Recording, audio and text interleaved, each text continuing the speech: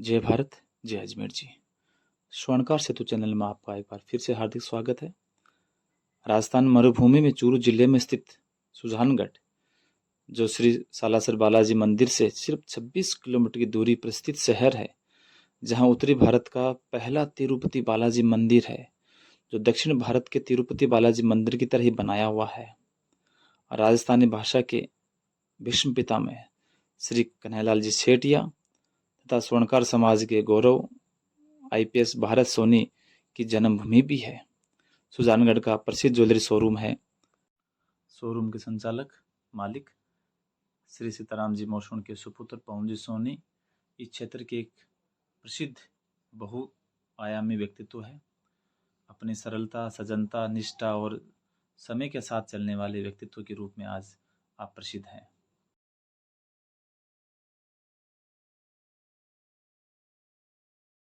Hitesh jewellers के संचालक श्री पवन जी सोनी मोशोण हमारे साथ जुड़े हुए हैं। पवन जी, आपका स्वर्णकार सेतु चैनल में हार्दिक स्वागत है। ये सुजानगढ़ का सबसे पुराना एक ज्वेलर्स है, लगभग 150 वर्ष पुराना। तो इन 150 वर्षों में जब पुराने समय और इस समय में क्या चेंजिंग आया? पुराने समय में और इस समय सबसे बड़ी चेंजिंग है कि डिजाइनों का कलेक्शन जो है और काम करने का जो तरीका वो बदला है। पहले ऑर्डर से काम होता था, आजकल हम सब चीज़ तैयार रखते हैं।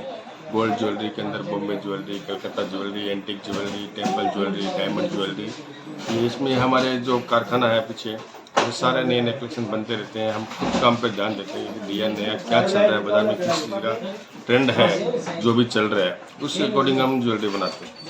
और सब ग्राहकों को प्यार है, सबके साथ अच्छे से व्यवहार करते हैं, अच्छी चीज़ देते हैं, अच्छी क्वालिटी देते हैं। और उसके बाद सर्विस जो है उनको देते हैं कि किसी चीज़ में कभी कोई शिकायत है तो उसको दूर किया जाए। और कोशिश ये करते हैं बढ़िया से बढ़िया ज्वेलरी ग्राहक को। आपके यहाँ मेन कौन सी ज्वेलरी ज़्यादा चलती है? अभी एंटिक ज्वेलरी का चलन है। सब जो एंटिक ज्वेलरी, प्लेन ज्वेलरी भी चलता है, कलकत्ता ज्वेलरी भी चलता है, तीनों अच्छा चलता है। अब धीरे धीरे छोटे शहरों में भी डायमंड ज्वेलरी चलने लगी है, उसका भी अच्छा जी। ये इस प्रतिष्ठान की शुरुआत कहाँ से हुई, किसने की?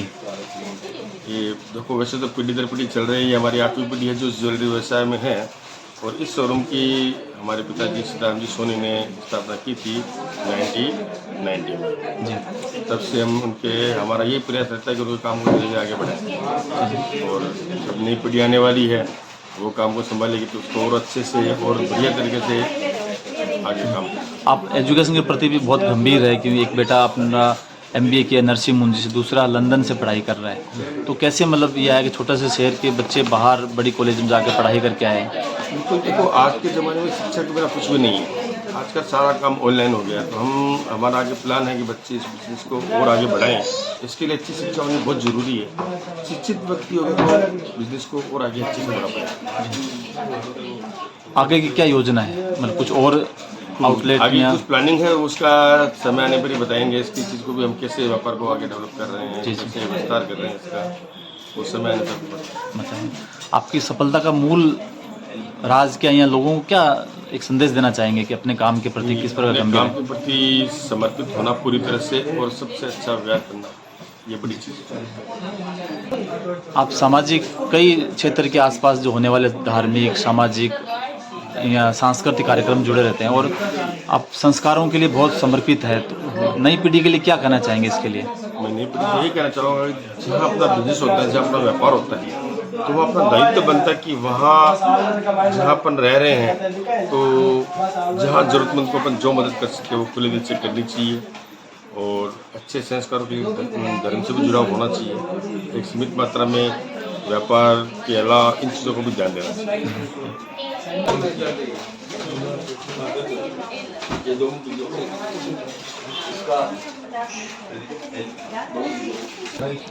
निखिल जी, आपने मुंबई से नरसिंह मुंजी से एमबीए किया, तो इस बिजनेस में एमबीए की क्या आवश्यकता पड़ जाती है वैसे? सिर्फ ज्वेलरी के नहीं, इन जनरल भी जो एमबीए किया जाता है वो व्यवसाय में ऑपरेशंस कैसे करना है, मार्केटिंग कैसे करनी है, जो बेसिक इसके तरीके होते हैं बिजनेस करने के, वो हमें सिखाता है। तो अगर मैं एमबीए करके आया हूँ बाहर, तो मुझे डेफिनेटली यहाँ रहूँगा, सीखूँगा, टाइम के साथ एक एक्सपीरियंस मेरे को मिलेगा। बट वही चीज़ अगर मैं पहले से प्रिपेयर्ड रहूँगा कि क्या चीज़ें रहती है, किस तरह से अपन इसको सॉल्व कर सकते हैं हर प्रॉब्लम को, तो मुझे और आसानी होगी ये काम करने में। और शायद मैं कोई और नए तरीके, नए इनोवेशन जो है, नए टेक्निक्स जो हैं, वो जो बाहर यूज़ होती है वो यहाँ पर लाके इसको यूज़ कर सकता हूँ, ताकि और अच्छे से हम लोग प्रोग्रेस कर पाए बिजनेस के। हमारे साथ सीताराम जी मोशून जुड़े हुए हैं। सीताराम जी, आपका समाज में काफ़ी जगह आना जाना रहा है, चाहे पूना हो या राजस्थान के विविध भाग हो। समाज के लिए आपका क्या विचार है, क्या संदेश है? हमारे समाज की तरफ से यही है कि समाज के बच्चों को पढ़ाओ और समाज में शिक्षा की बहुत जरूरी है। बच्चे को पढ़ाओ, बच्चों को भी पढ़ाओ, यही हमारे समाज के अंदर बहुत बड़ी जरूरी है। यही शिक्षा का कदम आगे बढ़ाओ। धर्मशाला और मंदिरों में कुछ फायदा नहीं है, शिक्षा ही की मतलब जोर देकर शिक्षा को बढ़ाओ आगे। सबसे ज्यादा बढ़िया समाज के बच्चों को और बच्चों को पढ़ाना ही जरूरी है।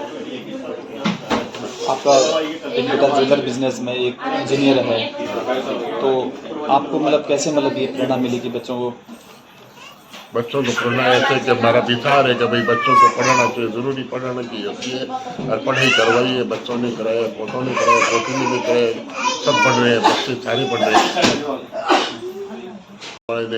ऐसा आरम्भ से किया है पहले से, और अभी वो लंदन में MBA कर रहा है। अभी बच्ची है, पोती है, उसने कल वो एग्जाम दिए मेडिकल का, उन्हें 67% नंबर बने और फर्स्ट टाइम के अंदर। बहुत अच्छी बात है, बहुत खुशी की बात है। ऐसे समाज के अंदर बच्चों को पढ़ना चाहिए और आगे पढ़ाना चाहिए।